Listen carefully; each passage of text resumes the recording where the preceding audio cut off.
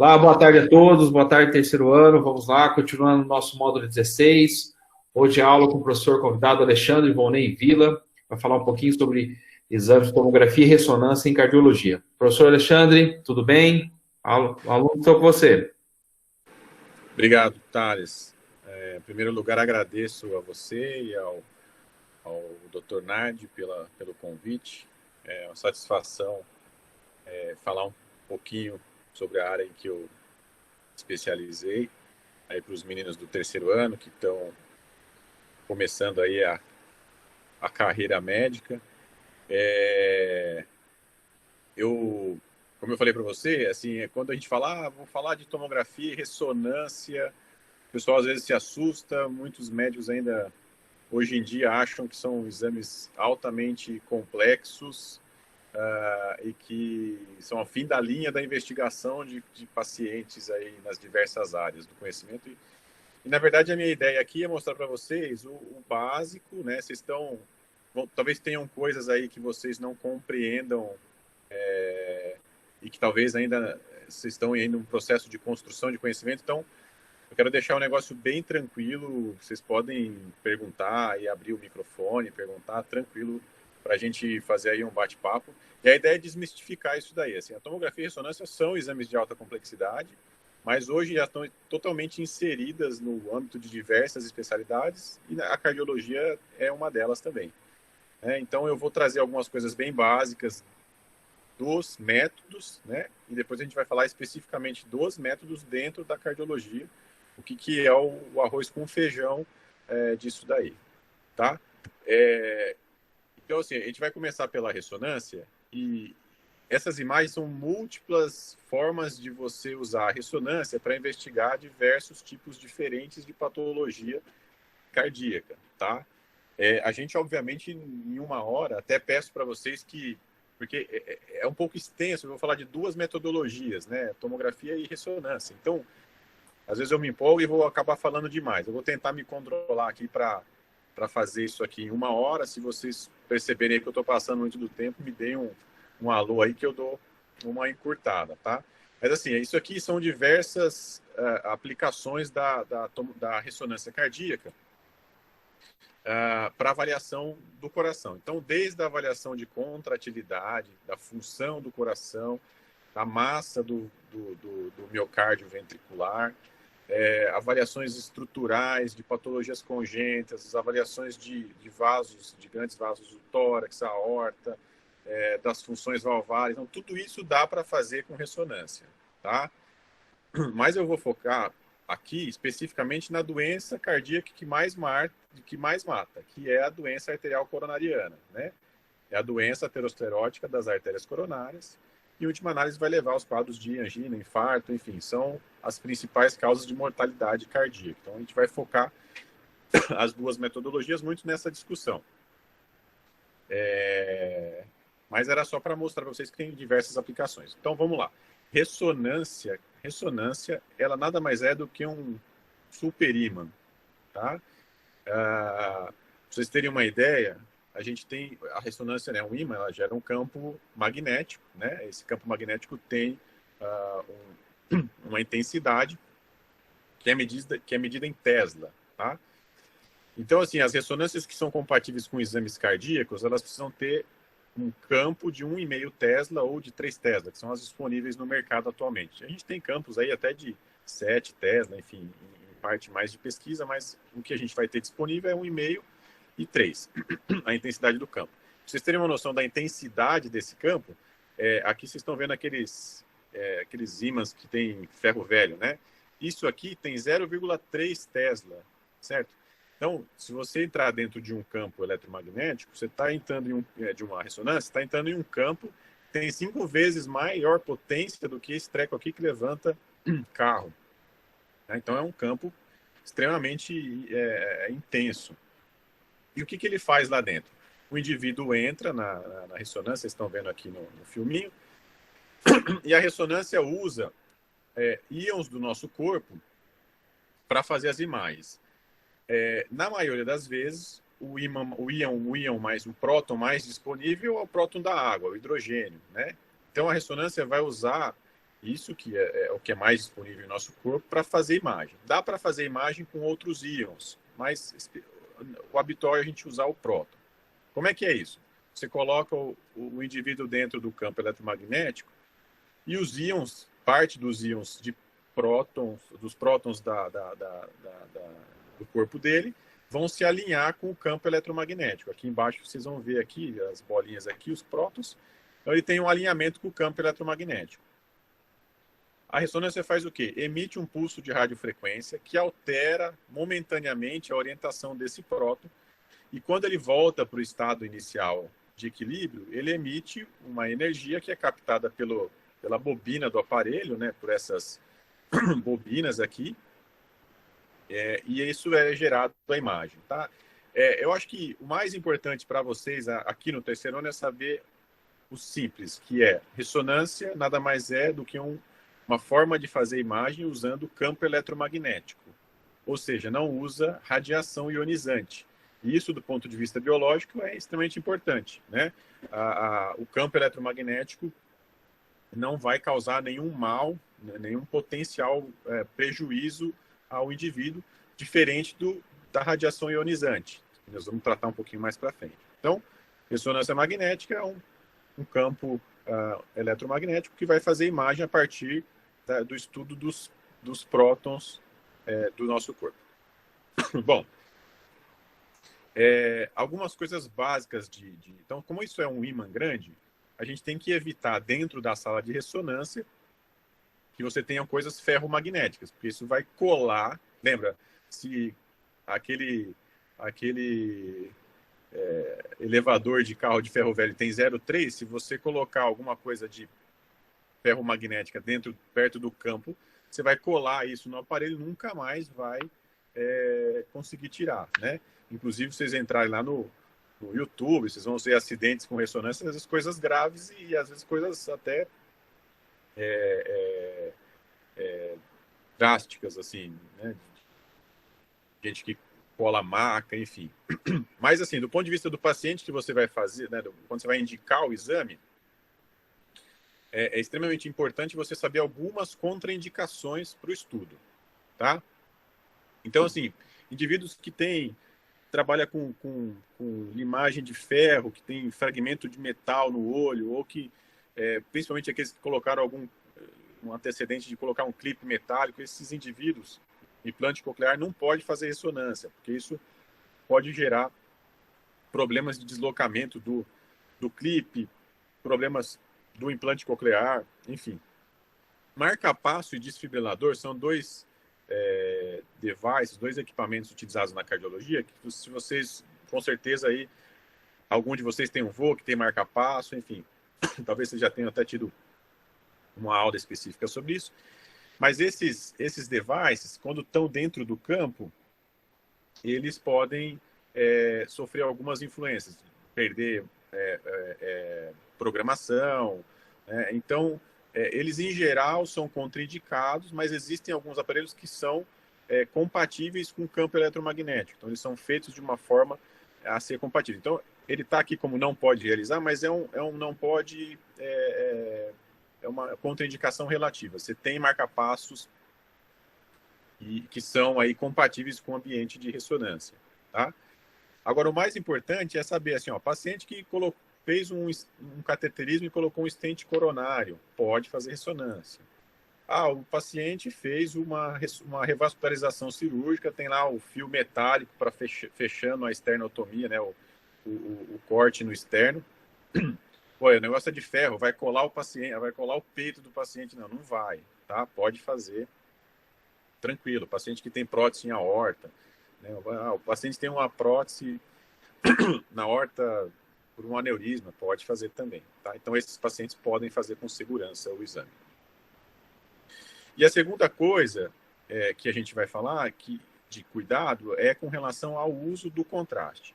Nem todas as ressonâncias usam contraste, mas no caso da ressonância cardíaca, em 99% das indicações a gente vai usar o contraste, que ele é feito à base de gadolínio, tá? É um metal pesado e até alguns anos, algumas décadas atrás, era tido como contraste ideal.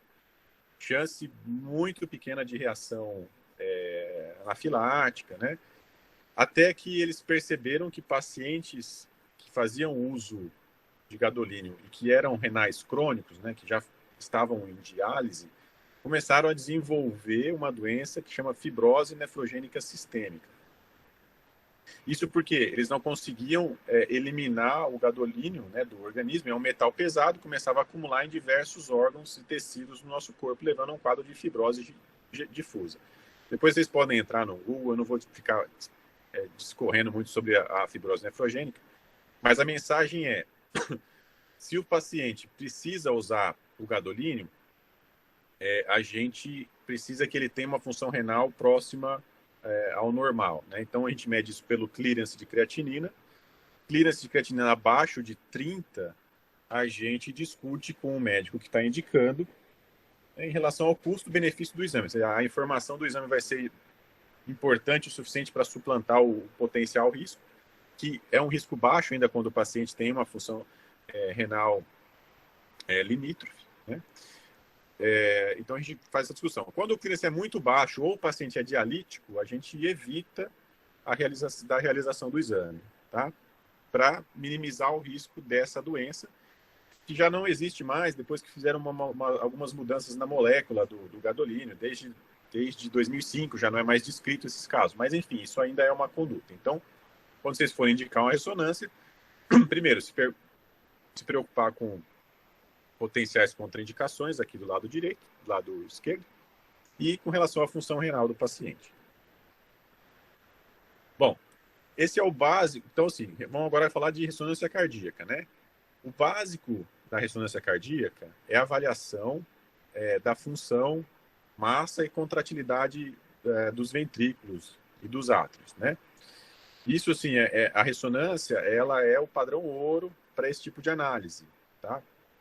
Você vai dizer, eu estou com um paciente que eu preciso investigar uma função ventricular dele. Qual é o primeiro exame que vocês vão pedir? Vão pedir o ecocardiograma, né, que é o exame mais simples, mais disponível, mais fácil ali de fazer. Esse paciente por algum motivo não tem uma janela boa ou ficou uma dúvida diagnóstica. Se você quer um exame padrão ouro, é a ressonância.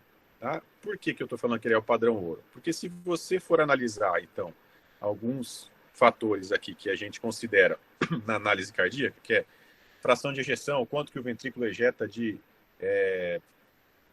sangue a cada batimento, a massa do ventrículo, vocês vão perceber o seguinte: esse estudo comparou, então, a reproducibilidade do exame nos diversos, comparando a ressonância com o eco. Ou seja, se você fizer uma ressonância hoje de um paciente que tem hipertrofia ventricular e você repetir depois de algum tempo, você vai ter uma diferença entre os valores obtidos, aí, talvez aí de 3%. Tá? Então você mediu a fração de ejeção, foi 60%. Daqui a algum tempo você mediu de novo, sua fração de ejeção pode dar 61, 60 ou 59. É uma variação pequena. Por outro lado, no ecocardiograma, como ele é um exame que depende do operador, né, o operador está ali na hora, depende um pouco da experiência, do ângulo que ele avalia, das condições aí da janela acústica do paciente, você pode ter variações grandes. Então, você pega um paciente com insuficiência cardíaca, você pode ter 20% de variação da fração de ejeção. Então, você pode, às vezes, em um exame aparecer que o paciente é normal, outro exame aparecer que o paciente tem uma disfunção ventricular. Né? Então, isso tem implicação no prognóstico, então, no diagnóstico. Então, para avaliação de função, massa e volume, a ressonância é o principal caso, é o principal método. Bom, então vamos entrando para alguns casinhos aí bem simples para a gente exemplificar. De novo, pessoal, à vontade, se vocês quiserem perguntar, tá? A gente vai parando e vai falando. Bom, um homem de 52 anos, hipertenso, com uma história familiar de doença coronária, doença arterial coronariana. Ele é um estenista profissional, começou a apresentar desconforto precordial quando fazia ali as suas partidas de hobby. O eletrocardiograma de entrada tinha um ritmo sinusal com alterações inespecíficas da repolarização ventricular, nada muito significativo. e o eco com uma disfunção segmentar. Esse paciente, então, não foi nem para ressonância primeiro, ele foi para o cateterismo direto. Tinha queixa, tinha disfunção no eco e tinha uma estenose identificada numa região da artéria que não é tão nobre. O terço médio já é uma região que você vai considerar, se vai tratar, vai depender um pouco do sintoma. Ele é um paciente com doença estável. Bom, então o médico quis, então, identificar se essa estenose, que ela causa isquemia, né? Essa estenose causa obstrução para o fluxo sanguíneo coronariano, a gente já sabia. O paciente tinha dor, né? Mas ele queria quantificar, saber a extensão dessa hipoperfusão, né? E isso ajudaria também ele a indicar o procedimento. Bom, então na ressonância a gente faz a primeira sequência em doença arterial coronariana é a avaliação de isquemia miocárdica. Como é que a gente faz isso? As coronárias perfundem o miocárdio, certo? Isso aqui é um corte, como se fosse uma fatia do coração, tá? Esse é o ventrículo esquerdo, e com a massa ventricular. E a perfusão do ventrículo esquerdo normalmente é assim, né? Você perfunde, as coronárias perfundem o músculo. Então vocês percebam que o contraste chega primeiro no VD, vai para a circulação pulmonar, depois vai para o VE, e aí ele vai para a aorta coronária e perfunde o músculo, certo? Bom, quando você tem alguma obstrução, essa perfusão fica reduzida ou mais lenta, né? E você consegue perceber uma diferença entre as paredes do músculo para chegar o contraste. Então, vocês percebem que aqui, essas paredes aqui, ainda tem uma perfusão normal, e essa região aqui tem uma hipoperfusão nítida aqui. Quando o contraste fica preto, aqui ainda demora para ele equilibrar e chegar a um quadro uma cor mais cinza, né? Então, e dependendo de onde é essa hipoperfusão, você faz a correlação anatômica com a perfusão das artérias. Então, a gente sabe que a descendente anterior perfunde essa região, a região anterior e do septo. A coronária direita perfunde a parede inferior e a coronária circunflexa a parede lateral. Assim, genericamente é isso, tá? Bom, então a gente confirma que ele tem um grau de isquemia, tá? Faz isso faz isso numa cobertura do músculo. Aqui está só um corte, né? Mas a gente faz uma cobertura. E a gente estima a quantidade de isquemia que esse paciente tem, tá? Então aqui é a relação anatômica. Aqui é a imagem do cateterismo, que é onde o paciente tinha a estenose, tá? Bom, então essa foi uma das partes que a gente avaliou, tá aqui em cima. Esse paciente então tinha uma alteração contrátil. Então vocês reparem que as paredes do ventrículo, elas têm que fechar de uma forma homogênea também. Aqui nesse caso, a gente vê que essa parede aqui, ela não contrai muito bem, ela não fecha a cavidade, né? Aqui vai bem, aqui não vai muito bem. Isso aqui é uma outra visão, então a gente tem vários cortes, várias visões do coração. A gente vê a mesma coisa, essa mesma região em uma outra visão também não contrai muito bem. Aqui é a perfusão que a gente já sabia, então tem um déficit contrátil, uma perfusão, um déficit perfusional significativo. Eu só esqueci de dizer para vocês que aqui a gente faz um estresse farmacológico para avaliar esse déficit perfusional. Então a gente injeta uma substância que chama dipiridamol no paciente, é um vasodilatador seletivo. O que ele faz? As artérias que são normais, aliás, as artérias, ele faz um desvio do fluxo sanguíneo coronariano para as artérias normais. Então, se você tem uma artéria boa, aliás, uma artéria estenosada e as outras artérias boas, esse fluxo vai se desviar para as artérias boas e vai ficar ainda mais prejudicado na artéria que já tem uma estenose. Então, a gente faz isso e avalia de uma forma em tempo real o grau de obstrução que a gente tem nessa artéria comprometida, tá? Então, esqueci de dizer isso para vocês, tá? A gente, nas metodologias diagnósticas de perfusão, tem várias formas de fazer estresse no paciente, né? De aumentar o consumo de oxigênio do miocárdio para valorizar e saber se essa estenose ela é hemodinamicamente significativa. Então, você pode colocar o paciente desde colocar na esteira. No caso da ressonância, tem algumas bicicletas que são compatíveis com ressonância. Você pode usar dobutamina, outros agentes, para avaliar esse déficit perfusional. Bom, e aí a gente faz a terceira sequência na ressonância, que é de extremamente importância e é o que diferencia a ressonância da maioria dos outros métodos, que é o que a gente chama de realce tardio. O que é o realce tardio? É uma sequência basicamente para avaliar a integridade do miocárdio, a integridade do músculo. Bom, mas para que eu vou avaliar a integridade do músculo? Porque eu quero que um músculo que esteja com déficit perfusional e que está com uma alteração contrátil, porque as células estão hibernadas, as células estão lá tentando sobreviver com baixo fluxo de oxigênio e nutrientes, mas elas estão vivas, elas não estão mortas, né? Então, a lógica de você fazer um procedimento de revascularização no doente, ou seja, abrir essa artéria por cateterismo, por hemodinâmica, por revascularização cirúrgica, é que esse músculo esteja vivo. Você não vai revascularizar uma coisa que é fibrose, né? Você não vai ter um resultado bom. E o realce tardio é a metodologia que faz isso de forma não invasiva e que se equipara ao PET, né? Que é uma outra metodologia de medicina nuclear, e que avalia, na verdade, especificamente a captação de glicose pelas células. O realce tardio é uma técnica anatômica. Ele vai me dizer se o miocárdio do paciente tem áreas de fibrose ou se não tem áreas de fibrose, tá? Então, assim, primeiro ponto aqui, realce tardio. Na sequência do realce tardio, o que fica preto, o músculo preto é o músculo normal. Então, esse paciente aqui em questão, ele tem a musculatura miocárdica, né, o miocárdio totalmente íntegro. Significa dizer o quê?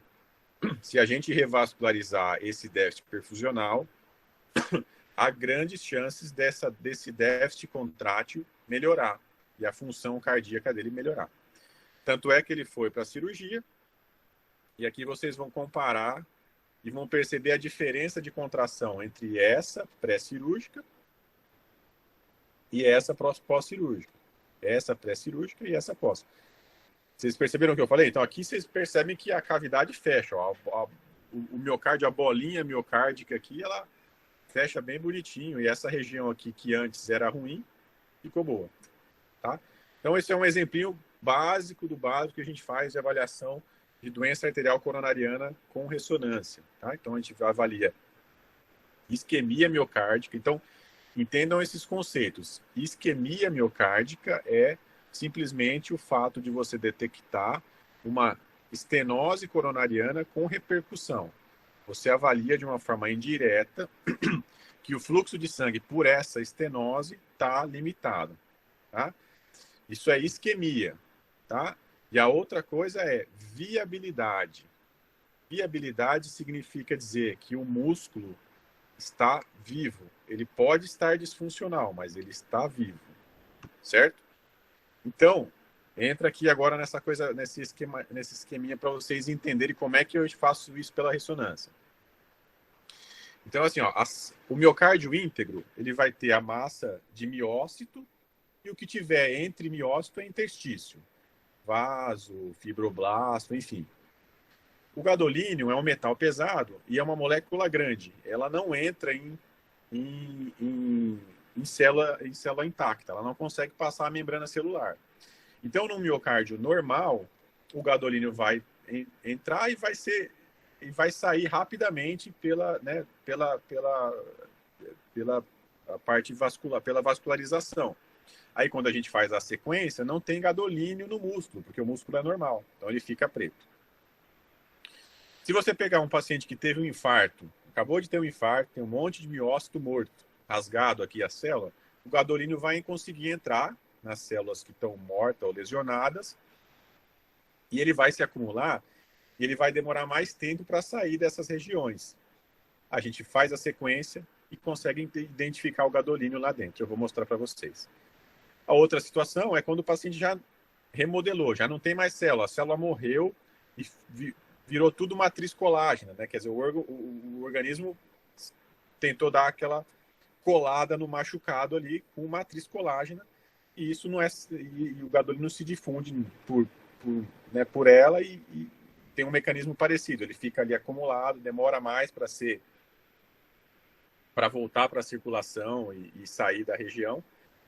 Quando você faz a sequência, então que você vai ver isso aqui. Lembra? Então, ó, lembra que o músculo preto é normal, certo? Então, aqui já está uma coisa um pouco diferente, ó. Tem uma coisa branca aqui, ó, na região subendocárdica. Então, aqui só um termo técnico. O miocárdio ele é dividido em 3 partes. O endocárdio, que é a região em contato com a cavidade. O mesocárdio, que é a região mediana aqui. E o epicárdio. Tá? Guardem essa definição, talvez vocês já saibam disso, mas isso é importante para outros diagnósticos. Nós vamos chegar já já. Mas, basicamente, o infarto, a fibrose gerada por um mecanismo de déficit perfusional, ela vai obrigatoriamente acometer o subendocárdio, a região endocárdica aqui. Isso porque a perfusão do miocárdio começa a parte distal da perfusão miocárdica é o endocárdio. Então, quando você tem uma obstrução de fluxo, é a primeira que sofre. Então, guardem isso. No coração, a primeira parte do miocárdio que sofre é o endocárdio. E o realce tardio vai refletir isso. Então, se eu tenho uma sequência de realce tardio que vai me mostrar um branco aqui na região subendocárdio, que é o gadolínio que acumulou nessa região, significa que isso aqui tem origem isquêmica, tá? Significa que esse paciente teve uma obstrução coronariana. Eu estou frisando isso porque algumas outras doenças cardíacas podem gerar fibrose em localizações que não incluem o subendocárdio. E aí que a gente faz alguns diagnósticos diferenciais na ressonância, tá?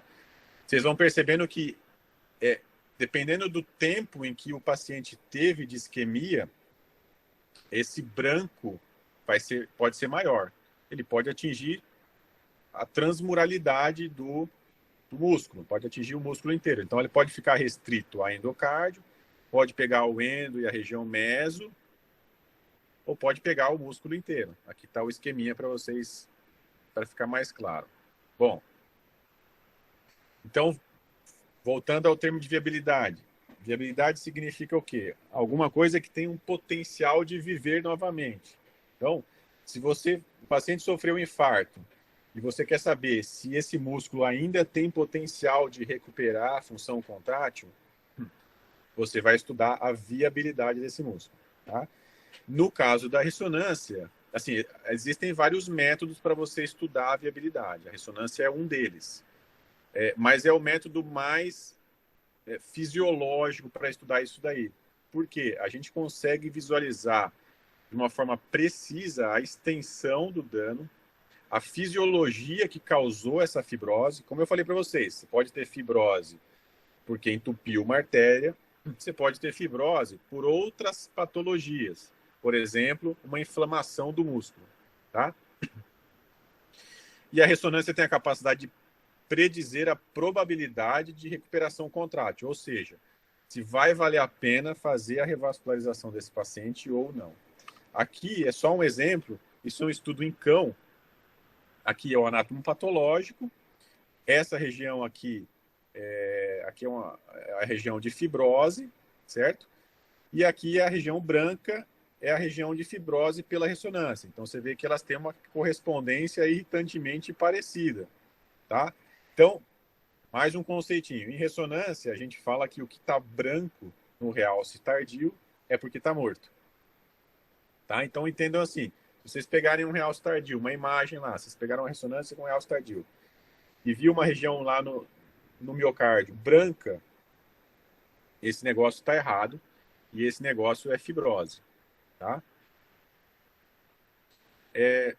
Talvez isso aqui seja um pouco avançado, mas só para exemplificar para vocês. Como é que a gente mede e diz se tem viabilidade ou não? Primeira coisa, a gente olha se tem fibrose. Então, essas regiões aqui todas, tá tudo pretinho, certinho, isso aqui é totalmente viável. Essas regiões miocárdicas são todas viáveis. Mas e a região que tem algum grau de fibrose?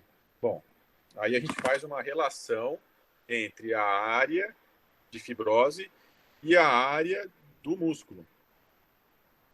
Até 50% a gente vai ter uma probabilidade de recuperação contrátil significativa. Então, esse é um dos estudos seminais que avaliou a viabilidade. Então, veja que aqui é a extensão de transmuralidade, certo? Então, é o quanto que essa fibrose é transmural, né? O quanto ela pega toda a parede ou se ela fica restrita a uma pequena parte. Então, quando o paciente tem mais de 50%, ou seja, metade da parede do músculo é fibrose, você tem uma taxa de recuperação contrátil aqui, ó, bem baixa, ó, 10%. Né? Por outro lado, que é o nosso caso em questão, o paciente tinha uma alteração contrátil, mas o músculo era todo normal, todo pretinho. Então, ele tem uma chance aqui de 80% de recuperação contrátil.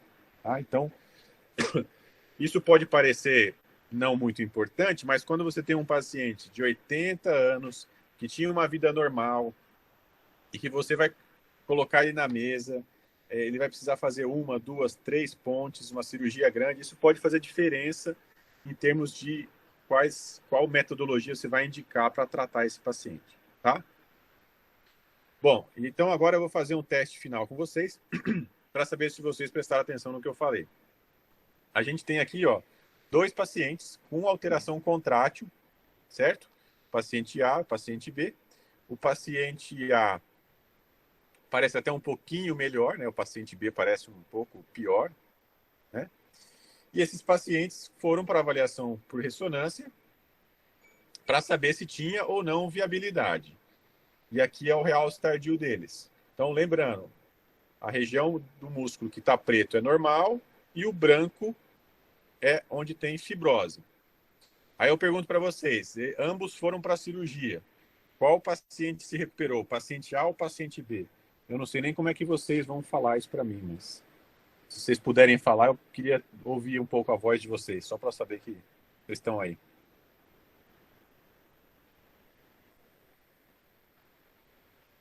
Legal, Leonardo respondeu B.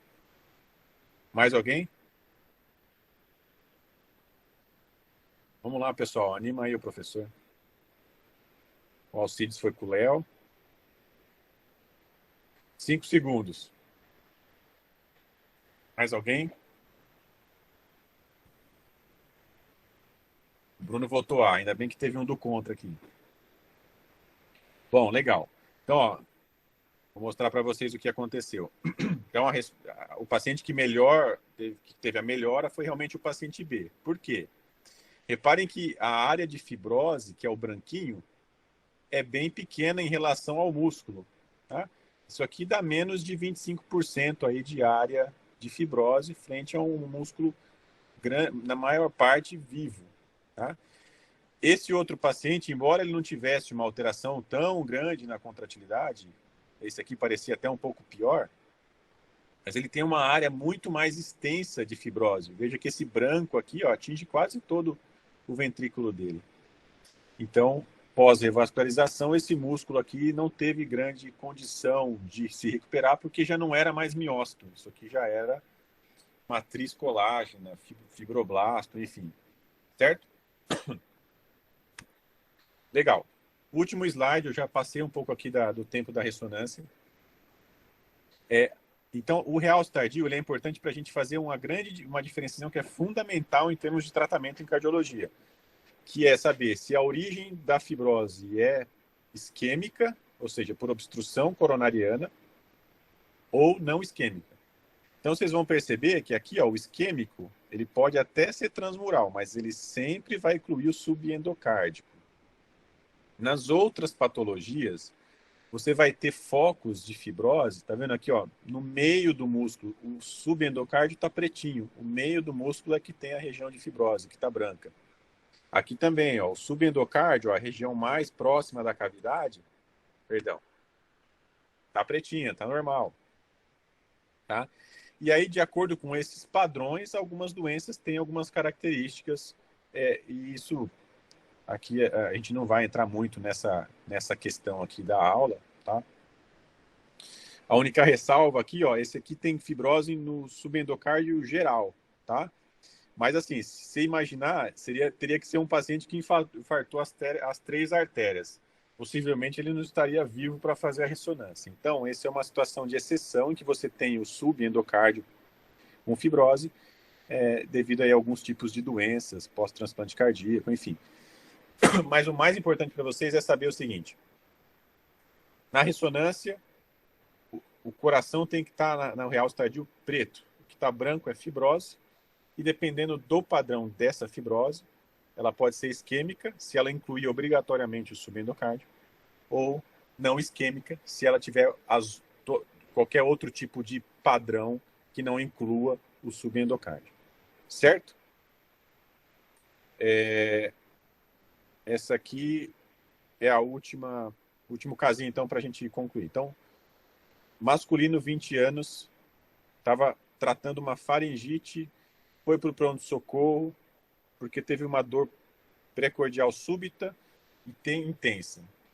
E ele tinha um eletro, um supra de ST, de parede inferior, e troponina positiva. Bom, o paciente está com supra, ele vai para o CAT direto, né? Eletrocardiograma com supra de ST é igual a CAT. Ah, ele tem 20 anos.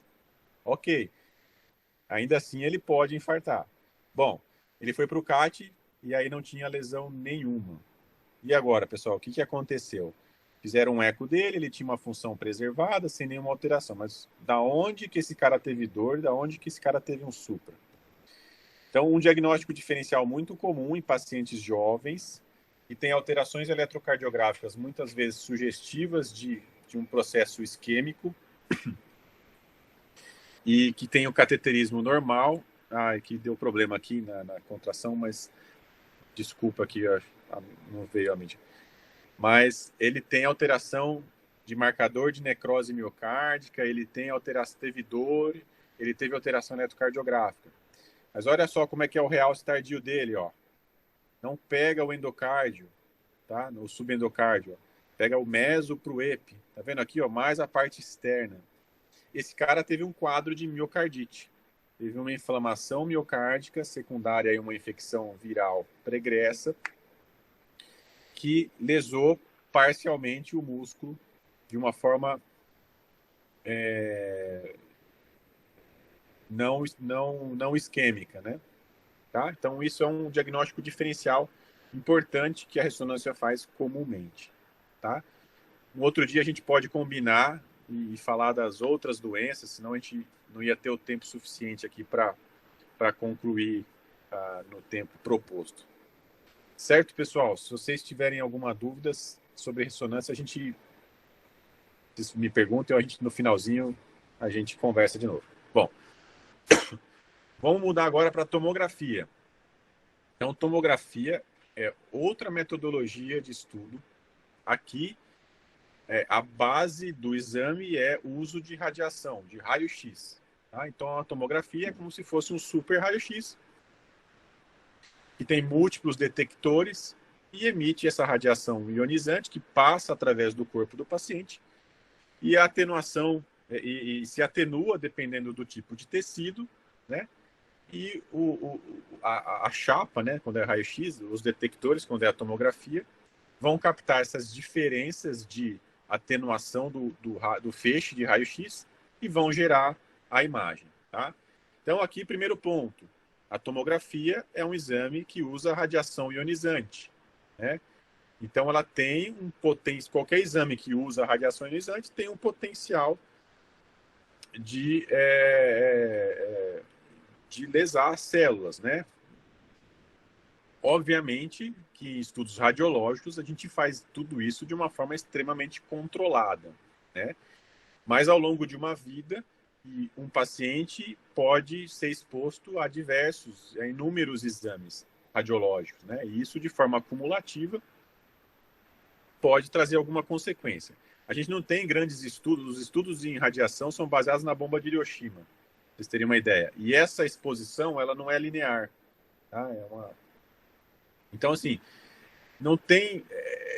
A gente usa uma unidade que chama millisieverts. Geralmente, a gente tem como 50 millisieverts um grau de exposição seguro, tá? Mas isso em biologia pode ter variações. Então, a mensagem os estudos radiológicos que usam raio-x são importantes, eles têm as suas aplicações, mas, assim, tem que ser considerado, sempre que for solicitar, alternativas, né? Se não tem alternativas, e o exame é importante, ele vai ser feito de forma a minimizar a exposição do paciente ao raio-x, tá? Então, por exemplo, vocês estão com um paciente que vocês estão achando que tem uma dissecção de aorta, que é uma doença potencialmente mortal, e vocês fizeram ali um ecocardiograma e o ecocardiograma não conseguiu avaliar bem.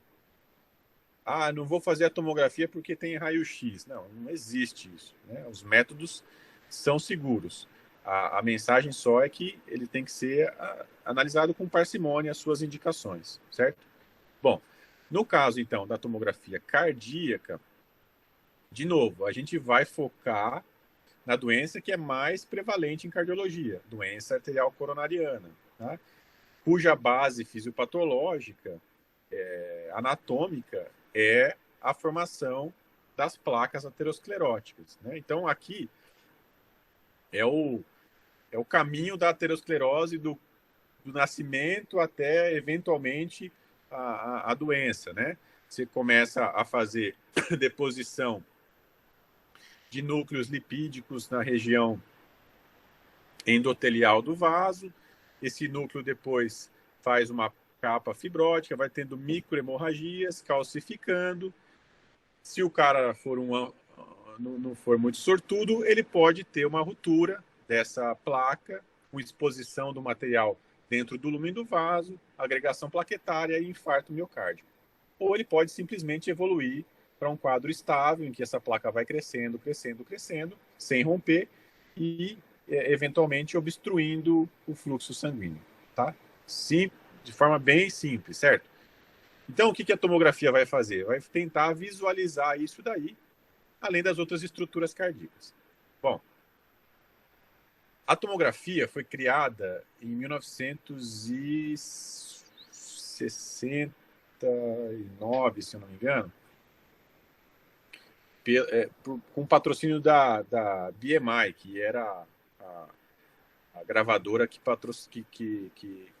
dos Beatles, né? Então, os Beatles contribuíram para o desenvolvimento tecnológico da tomografia. Eles venderam bastante disco, a BMI lucrou e abriu uma seção para investigação, para desenvolvimento tecnológico na área médica. E aí eles criaram a primeira tomografia, foi feita de um cérebro, né? Durou 1 hora para se fazer essa tomografia. Hoje os estudos tomográficos demoram de um cérebro, demora 3 segundos para ser feito, né? Agora, a tomografia cardíaca foi aparecer na prática clínica há cerca de 10, 12 anos atrás, né? Quer dizer, demorou aí mais de 20 anos para a tomografia do coração ser utilizada, pelo simples fato de que é um órgão em constante movimento. Você precisaria de uma metodologia ágil o suficiente para tirar uma fotografia desse coração de forma a congelar a imagem, tá? Porque se você tirar uma fotografia em um tomógrafo convencional, ela vai aparecer assim, o coração. Não dá para você dizer absolutamente nada, né? E a outra coisa isso a gente define como resolução temporal. Uma resolução temporal em tomografia é o mesmo que o obturador de uma câmera fotográfica. Quanto mais rápido, mais fácil de você congelar uma imagem em movimento. E resolução espacial seriam os megapixels dessa câmera. Nós queremos avaliar as coronárias, são estruturas de 2 a 3 milímetros de diâmetro. Poxa, a gente precisa de um detector que seja submilimétrico para conseguir visualizar, senão você não vai conseguir enxergar isso daí. Então, esse desenvolvimento tecnológico demorou um pouco mais para a tomografia ser utilizada na prática, né? Então, o que a gente quer é transformar essa imagem aqui em uma imagem diagnóstica, né? E que tenha a sua correspondência com os métodos invasivos, né? Então, aqui é a correspondência da lesão na tomografia e do cateterismo, certo? Bom, a tomografia, então, é radiográfico, usa radiação ionizante, é um exame não invasivo e ela precisa ser sincronizada com o eletrocardiograma para que você consiga tirar a fotografia do coração em um momento apropriado, tá? Nós temos basicamente duas formas de avaliar as estruturas cardíacas. São duas sequências aí que a gente faz em tomografia cardíaca, que é o score de cálcio, que é uma avaliação sem contraste da área cardíaca, cujo objetivo é detectar calcificação coronariana. Lembra voltando a essa sequência aqui da aterosclerose? Aqui começa a calcificar a placa, né? Então, veja, a gente quer detectar isso de forma precoce. Às vezes o paciente nem tem sintomas ainda, porque a placa é pequena, não obstruiu o fluxo, mas ele já tem sinal de aterosclerose subclínica. Então, basicamente, o score de cálcio vai ser uma tomografia feita para avaliar o processo de aterosclerose de forma subclínica, tá?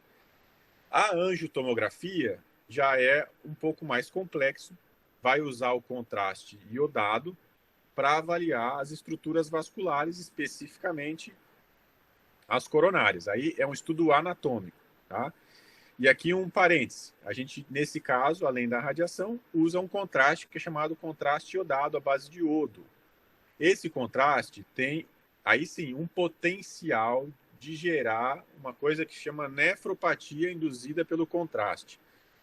Então, se o paciente já tem disfunção renal, especialmente aqueles que têm disfunção renal grave, clearance menor que 30, a gente preferencialmente não vai fazer esse tipo de abordagem com contraste iodado, porque você pode piorar a função renal desse paciente. Então, de novo, tomografia, radiação ionizante, contraste iodado. Contraste iodado causa alteração renal, tá? O gadolínio não causa alteração renal. O problema do gadolínio é que quando o paciente tem alteração renal, ele não consegue excretar um metal pesado, certo? Espero que isso tenha ficado claro para vocês. Bom, limitações do método. É um exame, como eu falei para vocês, de um órgão em movimento. A gente precisa congelar esse órgão. Se ele estiver se movimentando muito rápido, com uma frequência cardíaca elevada, você vai ter mais chance de ter artefatos, tá? Então, ou se o paciente faz irregularidades do ritmo cardíaco, vocês percebem que aqui tem borramento nas imagens, tá? Então, vocês vão ver que tomografia cardíaca precisa de controle de frequência. Os pacientes vêm aqui, eu fico dando beta-bloqueador para eles ficarem com uma frequência cardíaca em torno de 60, para que você consiga fazer a imagem no tomógrafo de forma ótima, né? Se o paciente respirar na hora da aquisição, fica tudo borrado, tudo duplicado. Então, movimentos respiratórios também. Por isso que durante o exame, o paciente ele é solicitado a que pare de respirar. E tem algumas coisas que são intrínsecas do paciente que não tem como evitar. Uma quantidade muito intensa de cálcio, múltiplas placas calcificadas, podem prejudicar a interpretação do lúmen dessa artéria. O que eu quero dizer? Eu preciso dizer se essa artéria está obstruída de forma discreta, moderada ou grave. Eventualmente tem tanto cálcio que eu não consigo dizer. Seria o análogo de uma sombra acústica no ultrassom. Ela não me deixa estimar com certeza, tá? Bom, então, agora vamos falar um pouquinho de score de cálcio, depois um pouquinho de angiotomo, e aí eu paro por aqui. Então, score de cálcio, então, como eu falei para vocês, é uma metodologia para avaliar a presença de calcificações coronarianas. a gente avalia não só a presença, como a gente quantifica isso. Eu não vou entrar aqui no detalhe de quantificação, isso é uma metodologia semi-quantitativa.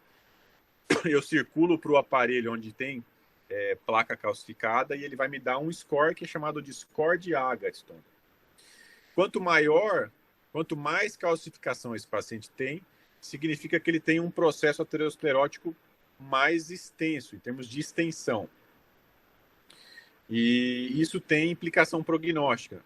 Os pacientes que foram acompanhados nos estudos, com o score de cálcio mais elevado, morriam mais, tinham mais eventos cardíacos futuros. Então, o score de cálcio é um marcador prognóstico.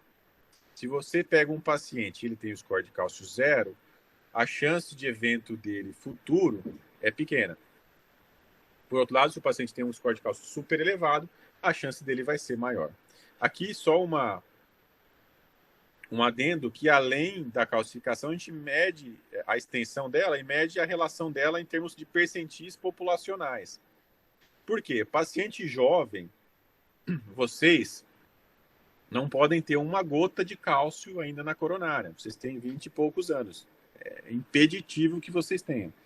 Se um de vocês fizerem um score de cálcio, tiver uma plaquinha que tem um score de cálcio de 10, que é mínimo, 30 e poucos anos, o Alcides já tem que se preocupar. Eu tô brincando. Mesmo você, Alcides, você tem 30 anos, não é permitido que você tenha cálcio na artéria ainda, certo?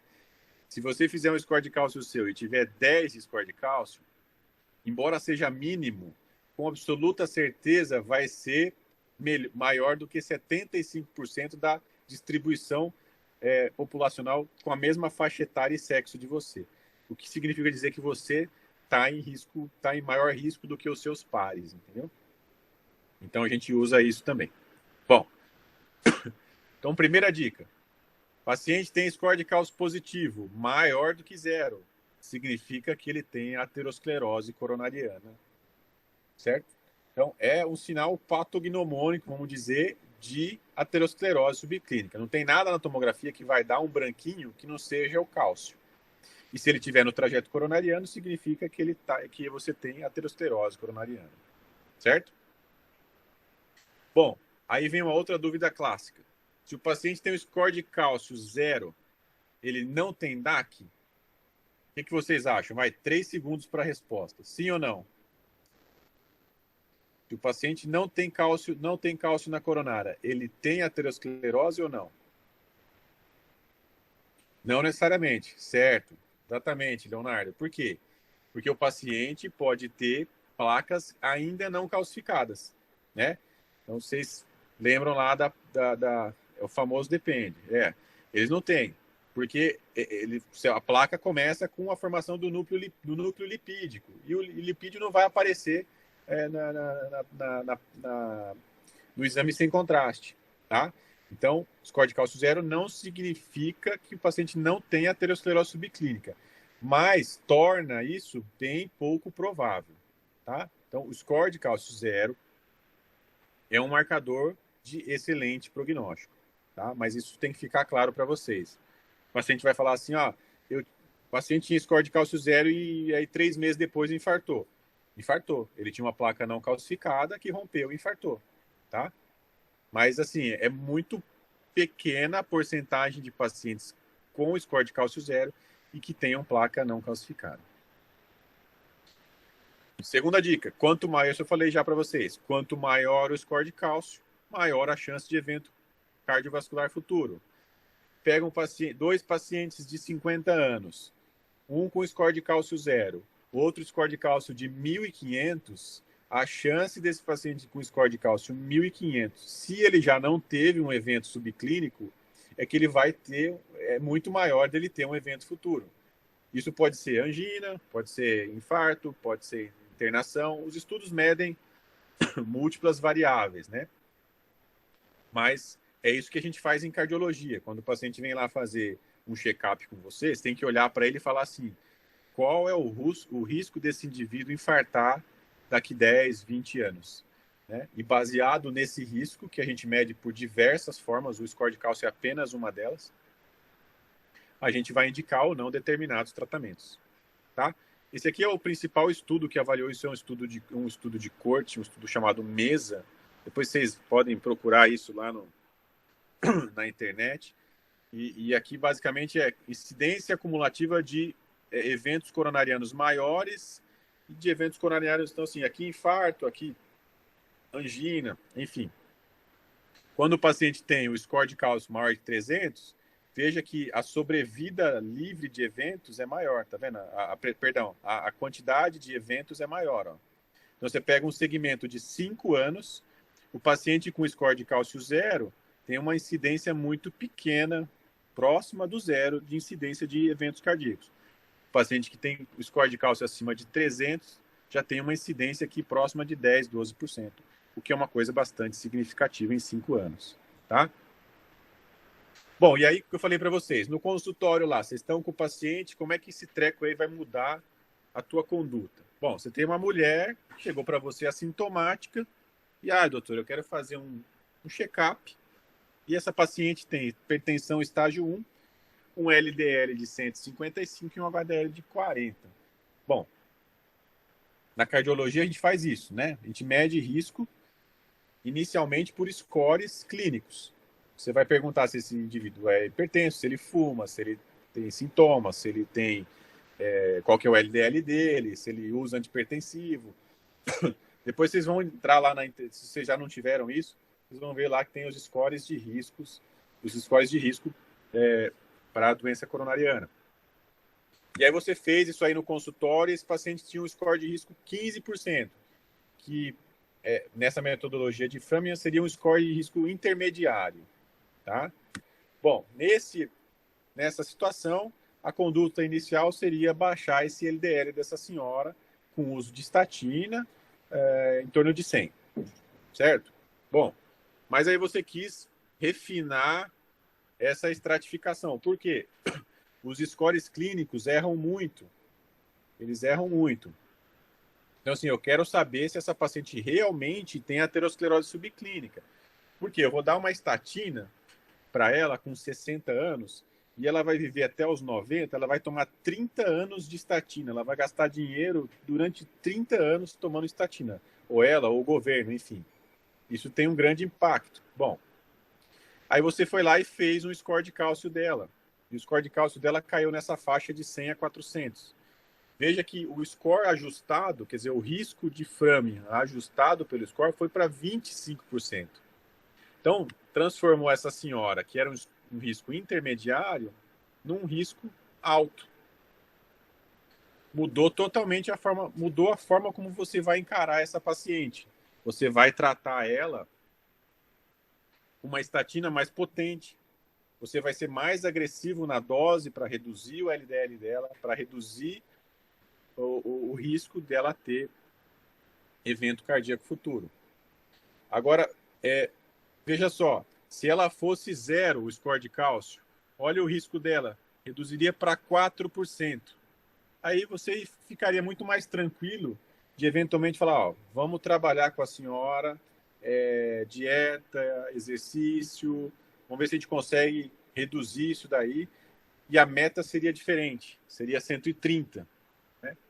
Então, isso é uma forma prática e simples de como o score de cálcio, num contexto aí trivial do consultório, vai influenciar na conduta sua, tá? Pode ser desde a não prescrição de um medicamento até a prescrição de um medicamento de alta potência e com uma dose maior, certo? Legal. Última parte, eu vou precisar de mais uns 10 minutinhos da paciência de vocês, se não for problema. Vou falar agora, então, da angiotoma especificamente. Vamos pegar um outro casinho. Masculino, 40 anos, tabagista. Vocês sabem que os fatores de risco, você tem hipertensão, tabagismo, diabetes, história familiar e torcer para o Palmeiras, né? Torcer para o Palmeiras é um risco grave. Se tiver algum palmeirense aqui, eu sugiro que repense. Né? Ser São Paulino também costuma ser um fator de risco problemático aí. Então, bom, esse aqui era palmeirense e estava assistindo o jogo da final do Paulistão. Né? Meus amigos palmeirenses aí me ligaram bastante no final do Paulistão, mas Não foi depois do pênalti lá do jogo. Bom, esse cara estava assistindo o jogo, passou mal, foi para o pronto-socorro com dor no peito. Ele tinha um eletro inicial normal e foi dosado as enzimas cardíacas, mas que ainda não tinham tempo hábil suficiente para o diagnóstico de infarto ou de angina instável, né? Esse indivíduo, uma das aplicações da tomografia no âmbito do pronto-socorro é investigar esses indivíduos que não têm alterações eletrocardiográficas significativas, que têm uma queixa clínica, óbvio, que tem dor precordial, sugestiva, né? E que ainda não tiveram alteração de marcadores, no sentido de fazer um diagnóstico precoce, tanto para liberar esse paciente, no caso normal, ou para tratar esse paciente, como foi o caso do nosso amigo aqui. Na flechinha, a gente vê a estenose na artéria descendente anterior, que é essa aqui, tá? Aqui vai ficar mais claro para vocês, ó. Vejam que o branco é o contraste dentro da aorta e aqui o lúmen coronariano. Imaginem como se fosse um cano, tá? O branco é o lúmen. A placa tem uma cor mais acinzentada, quando ela é mais fibrolipídica, e mais branca quando ela é calcificada. Então, essa é uma placa que a gente chama de placa mista. É uma placa parcialmente calcificada. Ela tem um componente fibrolipídico, esse mais cinzinha, e esse mais branquinho é a placa calcificada. Mas ela determina uma obstrução do lúmen. Vocês conseguem ver isso? É uma obstrução do lúmen coronariano, tá? Que corresponde a essa mesma região aqui no estudo pelo cine, pelo cateterismo, tá? Bom, aí você trata o paciente de acordo. Bom, agora é um casinho bem clássico de uso da tomografia. 45 anos, masculino, pertenço, dor atípica. Tá no seu consultório, ele tinha essa queixa de dor, você pediu um teste ergométrico com cintilografia para avaliação perfusional. Essa é uma das formas que você tem de fazer o estresse do paciente, né? O estresse físico, né? Bom, aí o teste ergométrico veio alterado e a cintilografia veio normal. E agora? Esse cara tem ou não tem alteração? Bom, então a gente vai usar o maior potencial da tomografia, que é o valor preditivo negativo dela. Então, voltamos lá para a estatística e para as definições, né? O valor preditivo negativo é a capacidade que o método tem de excluir doença com segurança, tá? Na tomografia, o valor preditivo negativo é próximo a 99%. Então, se você faz uma tomografia, ela fica de boa qualidade, você está no pronto-socorro, paciente com esse quadro clínico, você você está no consultório, o paciente teve essa alteração de teste, se sentindo negativa, está com dor, e você quer ter certeza, e você fez a tomografia nele, a tomografia veio absolutamente normal, você pode ficar despreocupado, esse paciente não tem coronariopatia, tá?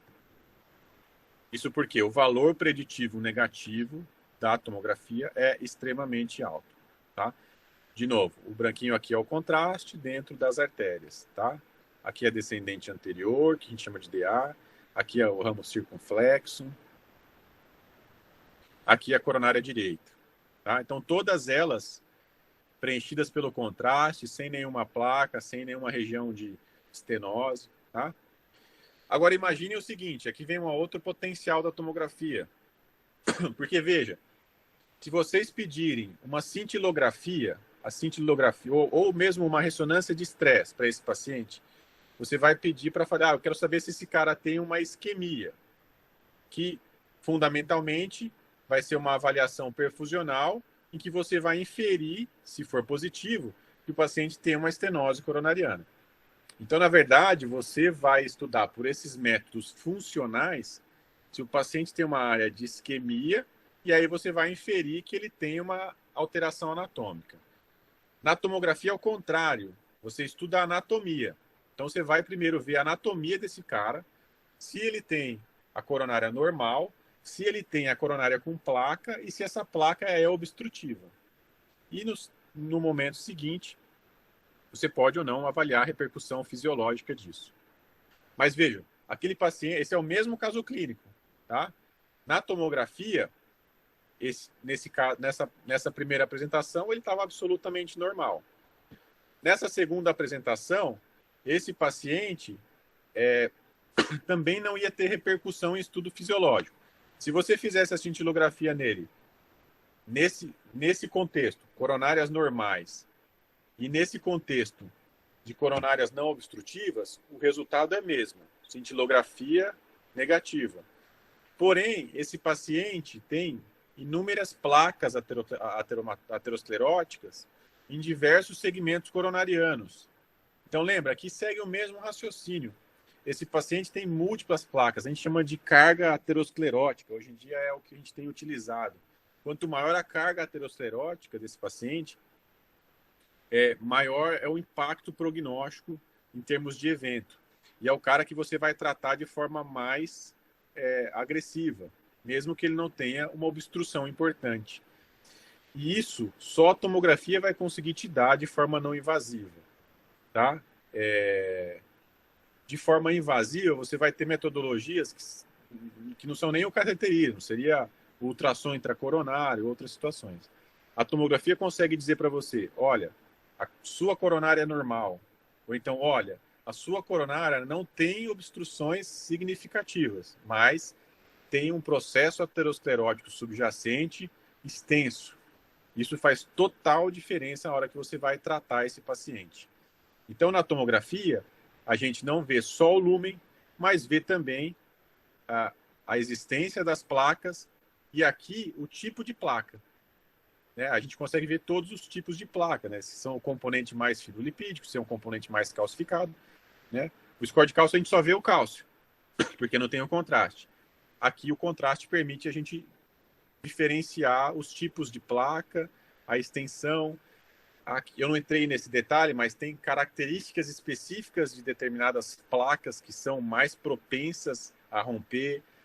Isso é tudo para uma conversa mais adiante aí, no futuro. Tá? Bom, para terminar, esse é o último slide.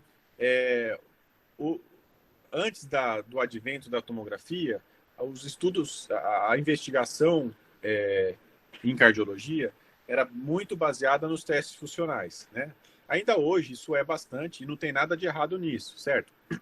Então, por exemplo, se o paciente está lá no seu consultório com uma dor torácica, você vai investigar se essa dor torácica é de origem coronariana, dependendo da probabilidade pré-teste desse paciente ter doença, você vai fazer um teste ergométrico, você vai fazer uma cintilografia, você pode fazer uma ressonância, um ecocardiograma com estresse, enfim. Porém, depois do advento da tomografia, ficou-se aí numa dúvida se era melhor começar essa investigação com tomografia, com uma pesquisa anatômica de aterosclerose, ou se uma pesquisa funcional. Os estudos funcionais também, se eles são normais, eles têm um excelente valor prognóstico, né? Mas os estudos mais recentes têm mostrado que quando você investiga esse paciente inicialmente com tomografia, existe um impacto significativo em termos de conduta, o quanto você vai mudar a forma como você vai conduzir o caso, e isso refletiu em redução de endpoint combinado, que era morte e infarto, mas basicamente infarto, né? Então o estudo acompanhou, isso aqui na verdade é uma ilustração de uma meta-análise, mas eles pegaram vários estudos que acompanharam os pacientes, um braço investigando primeiro com tomografia e o outro braço com a investigação tradicional com métodos funcionais. Eles perceberam que o grupo investigado inicialmente com tomografia tinha maior modificação no tratamento, e isso, ao longo do acompanhamento, se mostrou em termos de redução de eventos, basicamente infartos não fatais. Tá? Então, isso é uma mensagem que eu estou passando para vocês. Obviamente que eu tenho um certo conflito de interesse, porque eu trabalho com método, então vocês sempre vão ter que formar a opinião de vocês a respeito de metodologias ou de tratamento, sempre desconfiando de quem está trazendo essas informações para vocês, tá? Mas os estudos mais novos têm mostrado e têm modificado um pouco esse paradigma da investigação da doença coronariana do paciente, especialmente do paciente ambulatorial, tá? Parece lógico, né? Isso só precisou ser provado por estudo clínico, mas quando você investiga um câncer, você não vai começar detectando metástase, você vai começar primeiro detectando o carcinoma in situ, onde você vai conseguir tratar, eventualmente retirar esse câncer, né? Na doença coronária é um raciocínio parecido.